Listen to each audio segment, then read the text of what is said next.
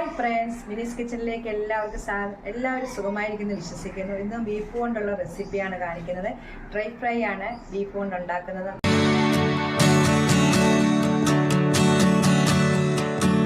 ബീഫും കൊണ്ടുള്ള റെസിപ്പിയാണ് കാണിക്കുന്നത്. അതിനത് 1 കിലോ ബീഫ് എടുത്ത് കഴുകിയെല്ലാം വെച്ച് കുക്കറിനകത്ത് വെച്ചിട്ടുണ്ട്. ബീഫ് ഡ്രൈ ഫ്രൈ ആണ് ഉണ്ടാക്കുന്നത്. നല്ല സൂപ്പർ ടേസ്റ്റ് ആയിട്ടുള്ളതാണ്. ഇതുപോലെ കഴുകി ഇതുപോലെ കഷ്ണങ്ങളാക്കണം. 1 ഇഞ്ച് വലുപ്പത്തിൽ അരിഞ്ഞെടുക്കാത്തക്ക വിധത്തിൽ നമ്മൾ ഇതുപോലെ എടുക്കണം. നമുക്കിതിന് മസാലയൊക്കെ പറ്റിയൊന്ന് വേവിച്ചെടുക്കാം. വേവിച്ചെടുത്തിട്ടാണ് നമ്മളിത് ഫ്രൈ ചെയ്യുന്നത്. അതിനായിട്ട് ഇതിനകത്തോട്ട് 1/2 ടീസ്പൂൺ മഞ്ഞൾപ്പൊടി ഇടണം. 1 കിലോ ബീഫാണ് എടുത്തേക്കുന്നത്.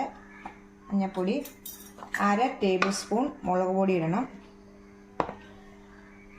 1 ടീസ്പൂൺ ഉപ്പിടണം. 1 ടീസ്പൂൺ ക്രഷ് ചെയ്ത കുരുമുളക് പൊടി.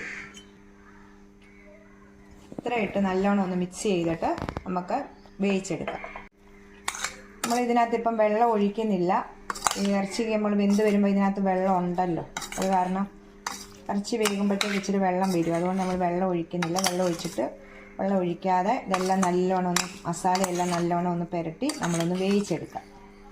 ഇത് നമ്മൾ അടുപ്പേ വെച്ചിട്ടുണ്ട്. 1 വിസിൽ കേൾക്കുന്നിടം വരെ ഫുൾ തീയെ വെക്കണം. കഴിഞ്ഞിട്ട് തീ കുറച്ച് വെച്ചിട്ട് 4 വിസിൽ മതി. ഇത് 90% വെന്തച്ചാൽ മതി. ഒത്തിരി വെന്ത് പോകല്ലേ. ഒരു 80-90% വരെ വെന്തെടുത്താൽ മതി. ബീഫെല്ലാം വെന്തിട്ടുണ്ട്. കണ്ടോ, ഇതുപോലെ ബീഫെല്ലാം വെന്തിട്ടുണ്ട്. നല്ലവണ്ണം വെന്ത് എടുത്തിട്ടുണ്ട്. ഒത്തിരി വെന്തിട്ടില്ല. ഞാൻ പറയില്ല, 80%, 80-90% വെന്താൽ മതി. ഒത്തിരി വെന്ത് പോകല്ലേ.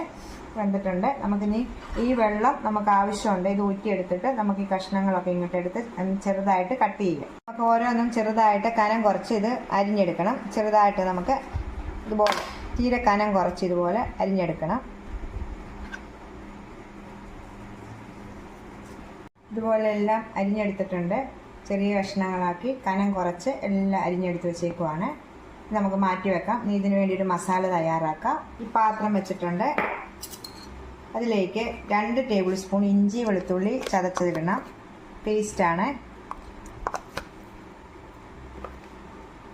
ഒരു 1/4 ടീസ്പൂൺ മഞ്ഞൾപ്പൊടി ഇടണം. 1 ടീസ്പൂൺ മുളക് ചതച്ചത്. കുരുമുളക് പൊടി 1/2 ടീസ്പൂൺ ഇടാം. ഗരം മസാലപ്പൊടി 1/2 ടീസ്പൂൺ ഇടാം. പെരിഞ്ചീരം ക്രഷ് ചെയ്തത് 1 ടീസ്പൂൺ ഇടണം. ഇനി 1/2 ടേബിൾ സ്പൂൺ കാശ്മീരി മുളക് പൊടി ഇടണം. ഇത് ഇട്ടാൽ നല്ല കളറ് കിട്ടും ഇതിന്. മുളക് പൊടി, ആവശ്യത്തിന് ഉപ്പ്. ഇനി ഇടേണ്ടത് കോൺഫ്ലവർ ആണ് ഇടേണ്ടത്. 2 ടേബിൾ സ്പൂൺ ഇടുന്നുണ്ട്. ബീഫ് വേവിച്ചതിൻ്റെ ആ വെള്ളമില്ല, അത് ഒഴിക്കണം. നമ്മൾ എടുത്തു വെച്ചേക്കുന്നത്.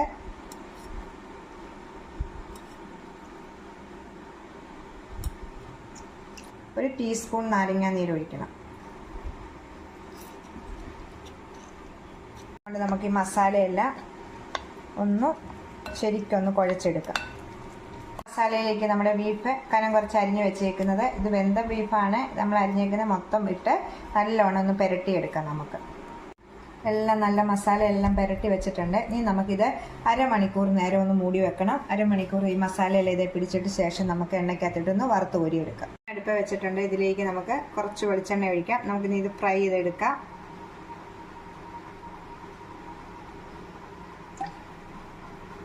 എണ്ണ ചൂടായിട്ടുണ്ട്. ഇതിലേക്ക് നമുക്ക് കുറച്ചിട്ട് വറുത്ത് കോരിയെടുക്കാം.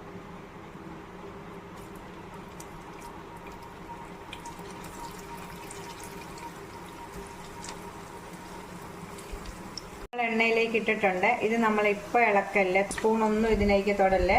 2-3 മിനിറ്റ് കഴിഞ്ഞ ശേഷം മാത്രമേ ഇട്ട് നമുക്ക് ഇളക്കി മറിച്ചിടാവുള്ളൂ. എന്ന് വെച്ചാൽ ഇത് പൊടിഞ്ഞു പോകും. ഒന്നേ തൊടാതെ കണ്ടോ ഇങ്ങനെ കിടക്കണം. കണ്ടോ, ഇപ്പം നമ്മൾ സ്പൂണ് 2-3 മിനിറ്റ് കഴിയുമ്പോഴാണ്. എന്നിട്ട് നമ്മളിത് ഇങ്ങനെ മറിച്ചിടണം. എല്ലാം ഇങ്ങനെ മറിച്ചിട്ട് കൊടുക്കണം.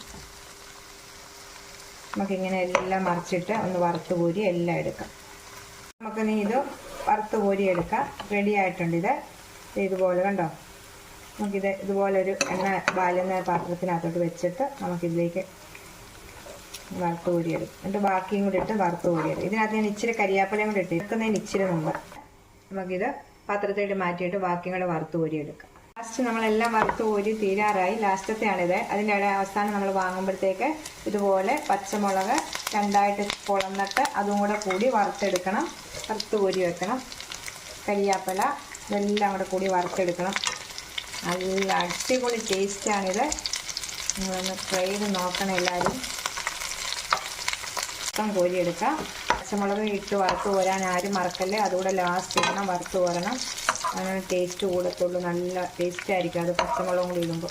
ലാസ്റ്റത്തെയാണ്. ഇതെല്ലാം കോരി എടുത്തിട്ടുണ്ട്. നമ്മൾ തീ ഓഫ് ചെയ്തു. നമുക്കിനി പാത്രത്തിലേക്ക് ഇട്ടിട്ട് കാണിക്കാം. സൂപ്പർ ടേസ്റ്റ് ആയിട്ടുള്ള ബീഫ് ഫ്രൈ നല്ലോണം റെഡി ആയിട്ടുണ്ട്. കണ്ടോ, നല്ല മുരിഞ്ഞ് നല്ല സോഫ്റ്റ് ആയിട്ട് ഇരിക്കുന്നതാണ്. നല്ല കരുകരാന്ന് നമുക്ക് കടിച്ചു തിന്നാം. നല്ല ടേസ്റ്റാണ് ഇത്. നമുക്ക് ചപ്പാത്തിയുടെ കൂടെയും പൊറോട്ടയുടെ കൂടെയും ഒക്കെ കഴിക്കാൻ പറ്റും. എല്ലാത്തിൻ്റെയും കൂടെ കഴിക്കാൻ പറ്റുന്ന ചുമ്മാ തിന്നും പിള്ളേരൊക്കെ, ബീഫ് ഇഷ്ടമുള്ളവർക്ക്. അങ്ങനെ ഇതിൻ്റെ കൂടെ ഇങ്ങനെ പിഴിഞ്ഞൊഴിച്ചിട്ട് കഴിക്കാം. നമ്മുടെ വീഡിയോ കണ്ട് ഇഷ്ടപ്പെടുവാണെങ്കിൽ നിങ്ങൾ ലൈക്ക് ചെയ്യണം, ഷെയർ ചെയ്യണം, കമൻറ്റ് ചെയ്യണം, സബ്സ്ക്രൈബ് ചെയ്യണം. അപ്പം ടാറ്റാ.